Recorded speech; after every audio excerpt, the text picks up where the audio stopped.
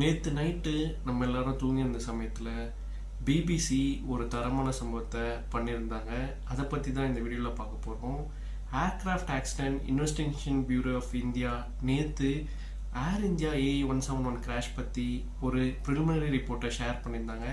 அந்த ரிப்போர்ட்டில் அவங்க என்ன சொல்லியிருந்தாங்கன்னா, ஒரு கிரிட்டிக்கல் ஃபைண்டிங்காக sudden dual engine fuel cut off ஆயிருக்கு அப்படின்னு சொன்னாங்க.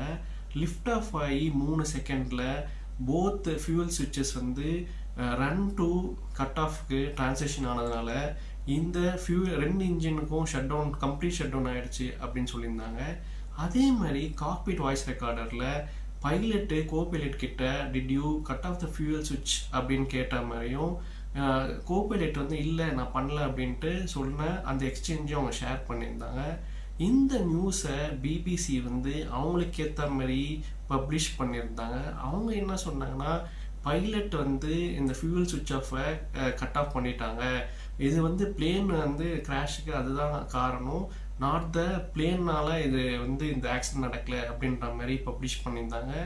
இப்போ அந்த ஹெட்லைன்ஸை அப்படியே கம்ப்ளீட்டாக மாற்றிட்டாங்க. ஆனால் நேற்று அவங்க பப்ளிஷ் பண்ணது வந்து பார்த்தீங்கன்னா, இந்த ஏர்கிராஃப்ட் கிராஷ் ஆனதுக்கு பைலட்ஸ் தான் காரணம்ன்ற மாதிரி பப்ளிஷ் பண்ணியிருந்தாங்க.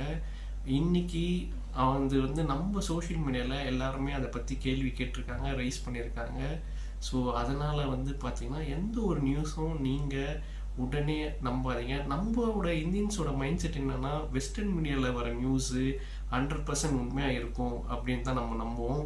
ஆனால் நீங்கள் எப்போவுமே ஃபேக்ட் செக் பண்ணுங்கள்.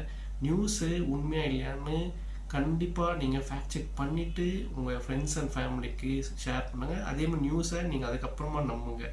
இந்த மாதிரி நியூஸ்க்கு நீங்கள் எங்கள் சேனலுக்கு சப்ஸ்கிரைப் பண்ணுங்கள். உங்கள் ஃப்ரெண்ட்ஸ் அண்ட் ஃபேமிலிஸ்க்கு இந்த வீடியோவை ஷேர் பண்ணுங்கள்.